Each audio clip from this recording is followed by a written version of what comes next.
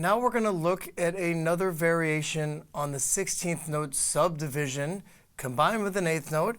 It's the same as the one we've looked at earlier previously, a group of an 8th note and two 16th notes equaling one beat in total value.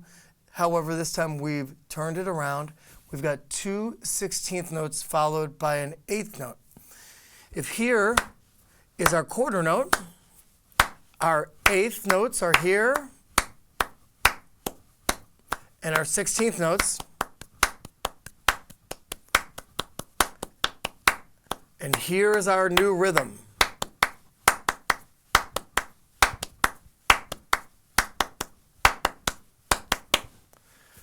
Two 16th notes followed by an 8th note totals one beat. That's a group of four of them in a row. I'll do it one more time, four in a row. 1, 2, 3, and 4. And there you have it. Okay, up next, a copycat rhythmic exercise highlighting the rhythm that we have been checking out currently in this moment. The 16th note's tied to an 8th note, connected to an 8th note. And we've got three measures of 4/4. We'll do copycat on each of them, and then the whole thing. Let me break them down for you. Here's the first measure. Ready, go. 1, 2, 3, and 4, and 1. Again, that's the first measure, and 1. Exercise 2, continuing our rhythmic study of 16th notes and 8th notes. We've got one here that's the first exercise. Exercise 2 is going to be right hand 16th notes with 8th notes, left hand C major scale quarter notes playing together on the downbeats. The trick of this is a little bit of coordination between the hands and hoping to have good scale fingering. 1, 2, ready, go.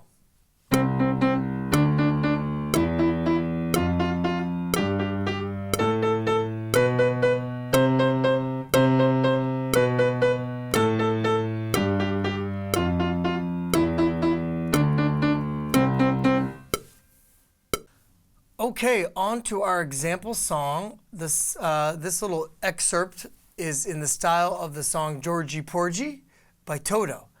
And we've got a nice two-handed groovy rhythm that's going to showcase the rhythm that we've been working on today in this chapter. So here we go. Let's break down the intro, okay? Let's break down the rhythm. It's going to go two hands, starting with the left hand.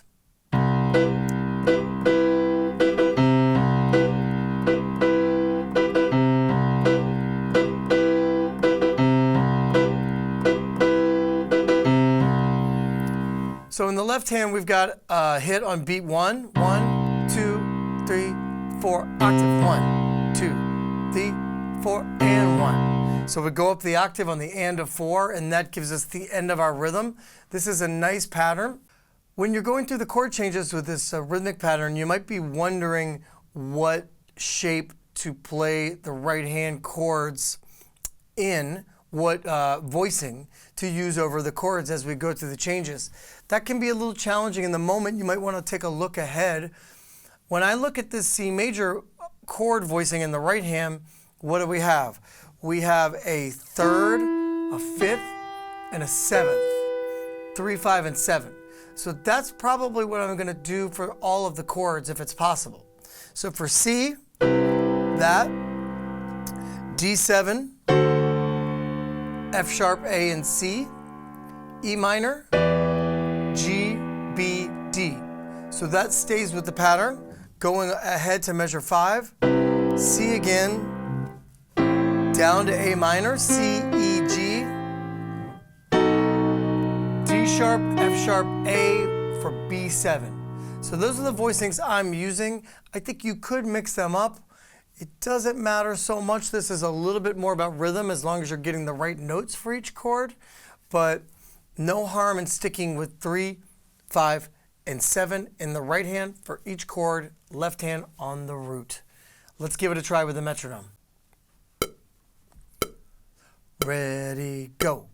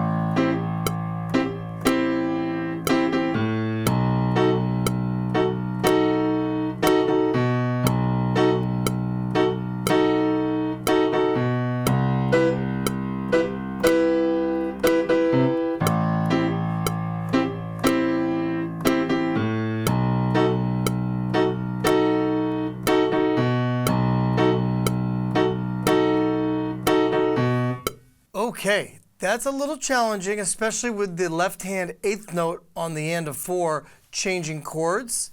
I think the most important thing here is to keep the pattern going with the metronome in time. So if your left hand thumb, when you go up the octave on the end of 4, if it's going to be a little slow getting to the next chord, maybe you could skip that left hand thumb, maybe. Or just be ready for the next chord, especially going from C major to A minor. That's the biggest jump.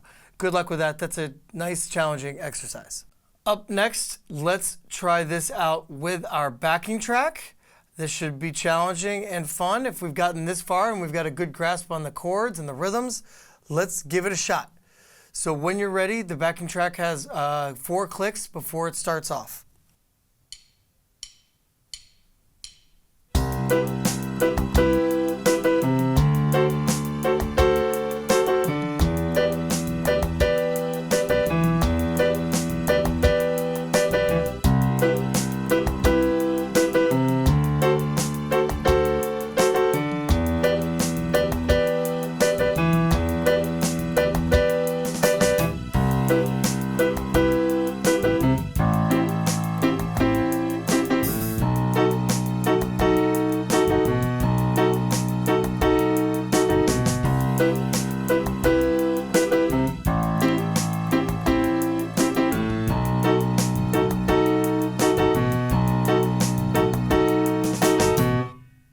Okay, in conclusion, that's a nice little excerpt to practice on. Great to practice your chords. The way I played it, with the fingerings I played it, is just one way to play that rhythm. You could use different fingerings. It's what I would call loose and a little bit open to interpretation. You could also practice this song with different rhythms, different voicings if you wanted, and even different style, maybe arpeggios instead of chords. So you could always use these chord changes with that track to practice just becoming free, getting more loose on improvising with chord changes and rhythms. So maybe you want to practice